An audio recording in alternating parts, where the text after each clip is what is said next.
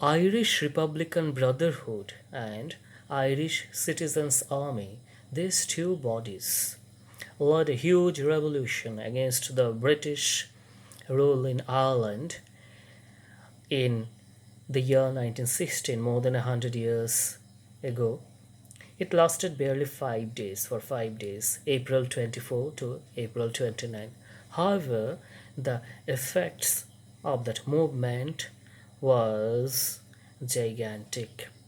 It, though was started by the revolutionaries, but its spirit became so vast that even common members of the public were touched by this, and many common people, they resigned, as Yeats says, resigned their day-to-day role, which is often comic.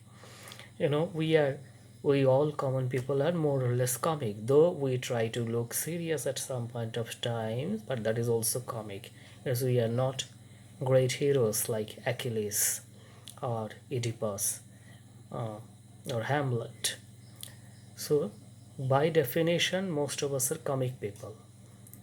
However, Yeats noticed that Easter 1916, the spirit of that revolution against colonialism, against British colonialism in Ireland, technical nitty-gritties will be different, whether it is actually colonialism or settler colonialism, all that. I'm not going to the technical details here, but the thematic discussion.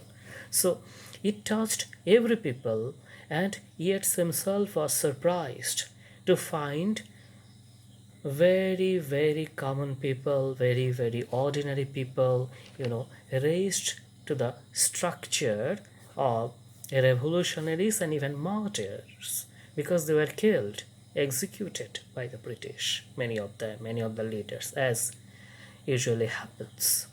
So he says that this Easter 1916 uprising in Ireland brought what we can call, with hindsight, a paradigmatic transformation of Ireland.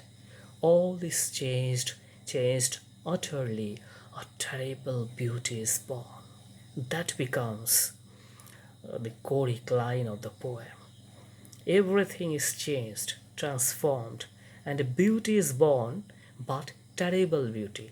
In my analysis, this is the second most uh, popular or influential oxymoron in entire English literature. The first is from Milton's Paradise Lost, darkness visible. So we'll try to have a closer look at the poem and some kind of a new critical analysis. So, and then we'll, please watch it till the end. Then you will see that there is some change in what I have said just now.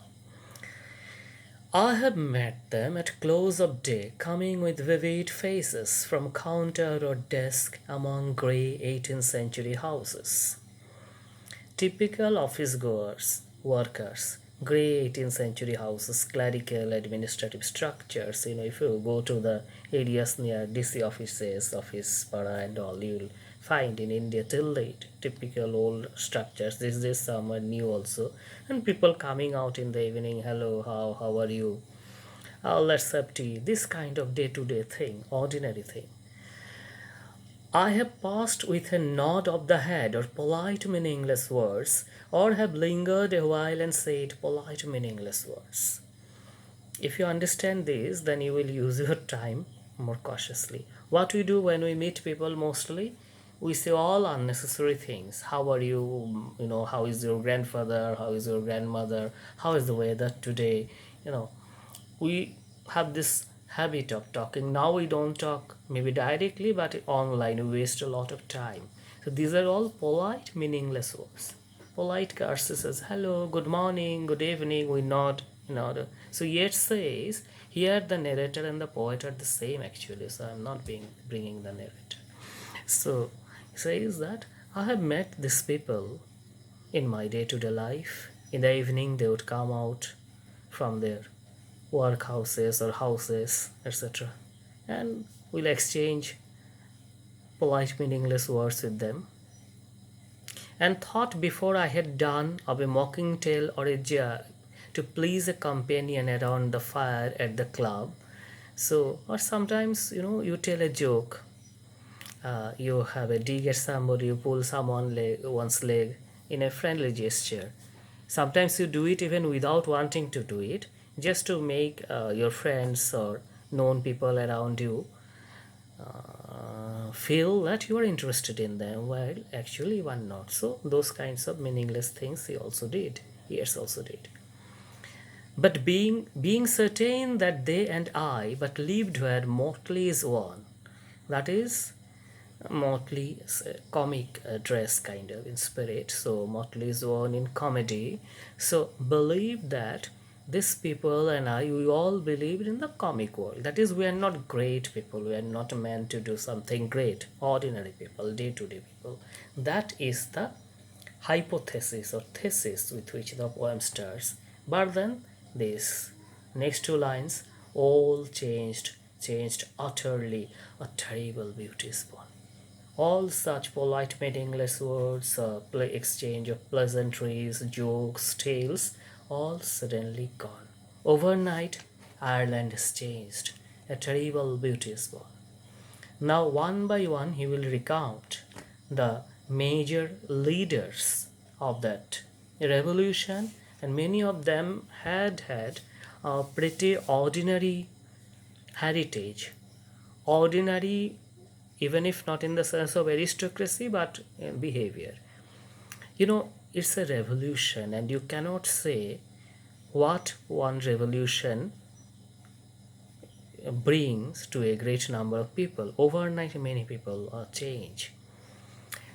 That woman's days were spent in ignorant goodwill, her nights in argument, until her voice grew shrill. That woman, Constance, Marquise. So she was an innocent woman, talking sweet things and this and that, but suddenly her voice also became shrill. We have had like Matungini Hajra, Konaklata, you know.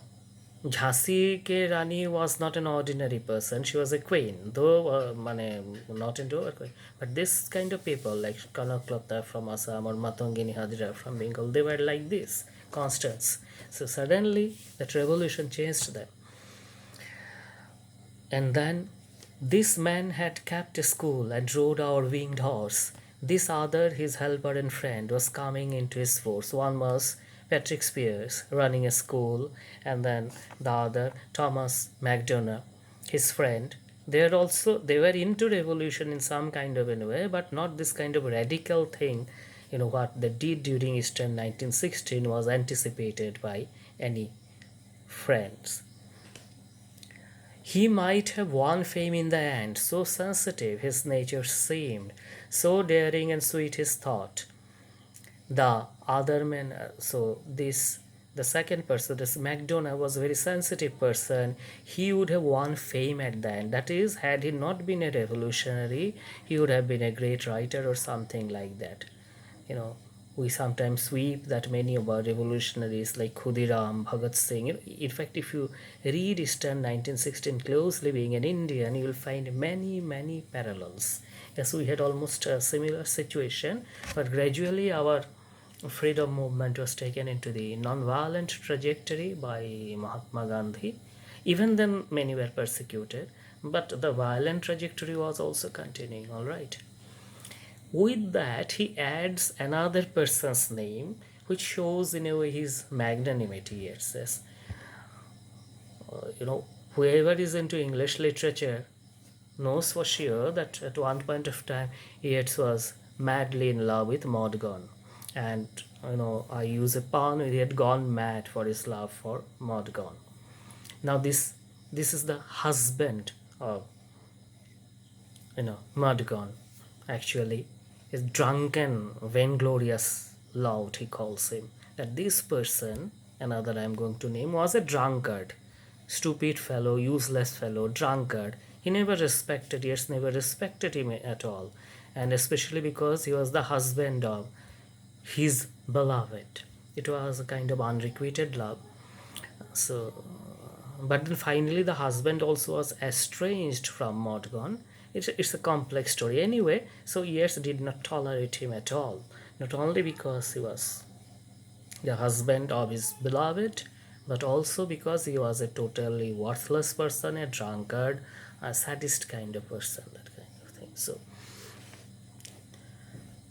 this other man I had dreamed a drunken, vainglorious lout. I always thought this other man I am going to name now, an useless drunkard, a useless drunkard. He had done most bitter wrong to some who are near my heart, yet I number him in the song. He too has resigned his part, but in spite of all his drawbacks, his cruel activities, I am bound to name him in this song because he too has resigned his part where resigned his part in the ordinary world, the comic world where mortally is won, and he also has become a tragic hero. In the casual comedy, he too has been changed in his turn, transformed utterly, a terrible beauty is born. He also became a revolutionary and, you know, he also became a tragic figure living the world of comedy. Till this part, there is the celebration of revolution. Now comes the more interesting part. If you read these two stanzas, you will be made to believe that Yeats was a wholehearted supporter of revolution, but not that he didn't like violence actually. Quite like Gandhi, though he was not a Gandhian. And by the way, the name of that person is John McBride, estranged husband of his beloved Morgan. Anyway, so we come to this. Too long a sacrifice can make a stone of the heart. If you are too much caught by an ideology, any ideology, right wing, left wing, sometimes people say whether I am right wing or left wing. I have all the wings, I think all, because with one wing you cannot fly. So I have right wing also, left wing also, because literature person, I think a literature person cannot be biased for or against anything. Literature takes it all. So I have both the wings. Anyway, so if you are too much, into an ideology, I remember here a far cry from Africa, another poem which I have analyzed in details. Please check my channel. So if you are, you become blind. As in English, there is saying everything is yellow to a jaundiced eye. If you have jaundice, you see everything as yellow. So if you are too much colored by an ideology, so that is why the good thing is that you use one ideology against another. Say Marxism against post-colonialism. Please check my video on Marx or Said, and you will know. So you can come in a better position. So this is not opportunism. Opportunism is different. Today you belong to one political party, tomorrow the power changes, you belong to another political party for your personal gain. That is opportunism. That is what not Yeats is saying. He is saying that you should be open to ideas and things, not for your personal gain actually, but for a broader understanding of humanity. All right, so this is different from opportunism. So this I find more interesting. Think of all the revolutionaries, all the terrorists, for example. There's a difference between a terrorist and other dacoits and robbers. Terrorists are run by some ideology, religion, what a religious terrorist, or their kind of nationalism. But what are they doing? Killing other human beings in the name of some ideology. So their hearts have been petrified, turned into stone. That is what it is saying. That do not subscribe to an ideology wholeheartedly like a stone. So he mourns that, oh, when may it suffice? That is heaven's part, our part to murmur name upon name. He has become here in a self-proclaimed elegy writer of that tragedy. So he has named everyone. And then he says it was a nightfall. Then again says, no, no, not night but death. Was it needless death after all? Another question. Was it needless death after all? He doesn't give an answer. But for all the revolutionaries that died or were killed, England was not shaken even an inch at that point of time. In the long run, it had its effect. So he is also thinking, was it needless death after all? For England may keep faith, For all that is said and done and said, we know their dream. Enough to know, then he says, no, enough to know they dreamed and are dead. But what if excess love bewildered them till they died? He says, yes, it is good that people are bewildered, people are in love with some ideology, but then were they bewildered, that is made wild by that ideology? I missed two lines in the previous paragraph, my favorite. uh, Hearts with one purpose alone, through summer and winter seem enchanted to a stone to travel the living stream. This is the third stanza. I'm sorry I explained the fourth because it's on the computer, the text. So that is, if you look at a stream, water keeps flowing, all right, and things flow with water, but in between there are stones which never flow. It looks beautiful, but if you compare it to human reality, hearts which are petrified by ideology, so they are not touched by the changes in life. Okay, I'll remain a hardcore Marxist, I'll remain a hardcore Gandhian, blah blah, whatever, hardcore, this religion, that religion, which I don't want to reign, because that's controversial, but anything. So we become like stone in the living stream. Life is changing. As Heraclitus said, even you cannot have bath in the same river twice. But if you are hardcore into an hardcore ideology, or you become a hardcore supporter of an ideology, you are a stone, not a living being. That is what Yeats is trying to say. I support this to a great extent. uh, Maybe not fully.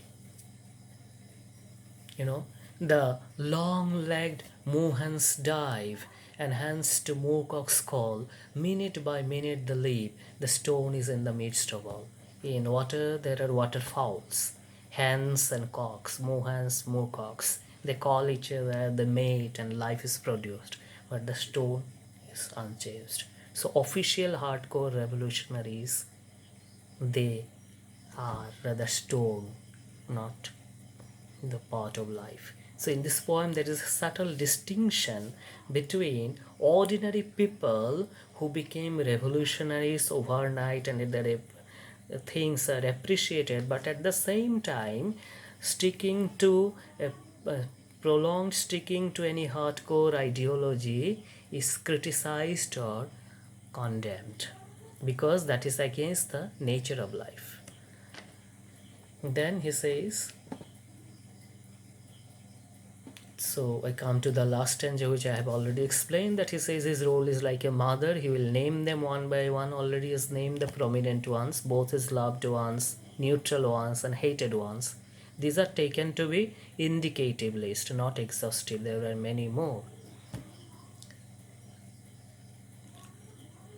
I write it out in a verse, Macdona and McBride and Connolly and Peirce.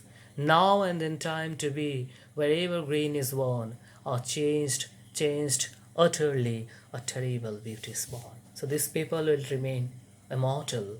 Wherever green is worn, green is worn. Green is the official color of Irish Revolution in Ireland. So we become like Netaji, Gandhiji, all our great leaders, they have become immortal. So wherever, as long as India continues, as long as we talk about India, there will be talk about Indian independence, and then talk about these people. Similarly, there will be talk about people like McDonough, McBride, Connolly, and Peirce. The very fact that I'm discussing it today, you know, uh, is ample proof in support of Yeats's argument. Uh, this poem possibly has not been explained in the quicker way that I apply in my other interpretations. It is because this poem, is a favorite of mine, and there's a kind of thrilling, there's a kind of, emotional feeling, and I almost become part of that revolution, though Yeats does not want it. So, for advanced viewers and readers, you try to think about Yeats's political ideology from this. And there is a beautiful essay by Edward Said, yes, included in his book Culture and Imperialism. Yeats and decolonization. To what extent Yeats was a decolonial writer? Because he has become the canonical writer of English literature. Though he fought for Irish thing, he was sympathetic to Ireland's causes, but to what extent did his sympathy go? The English canon, the three most important poets or writers of modern English literature are Ezra Pound, W.B. Yeats, and T.S. Eliot. These constitute the Trinity. But he is an Irish, Yeats is an Irish. And in fact, Pound and Eliot are also American. So it's a side observation. This shows that the major trinity of modernism in England are not English or British. So that again goes in support of Side's argument that the modern culture, especially European modernism, is completely a work of exiles, emigrants, and expatriates. Why does he say it in his essay Reflections on Exile? So I think I will stop here, and please concentrate and use the phrase "a terrible beauty is born." So that was Easter 1916 by Yeats for today. Just a remark about Yeats, another remark. He is not a typical kind of modernist who initiates a radical break with the past. Eliot and Pound, they go back to past, but there is an ironic distance. Or these are a quotation. Yeats is perfect. In fact, he called himself a romantic. We were the last romantics that chose for theme and traditional sanctity, something like that, he said. So Yeats is the perfect blend of a romantic poet and modern poet. I personally love Yeats because I finally believe, critical theory I like very much. That is brain's affair. But poetry, finally, I am Wordsworth. It comes from heart and goes to heart, and that is where Yeats appeal me all the more. Because of course subjective. Eliot and Pound, they're greater rhetoricians, but Yeats, as it were, directly transforms his feelings into words on a page. So I love Yeats. Thank you very much.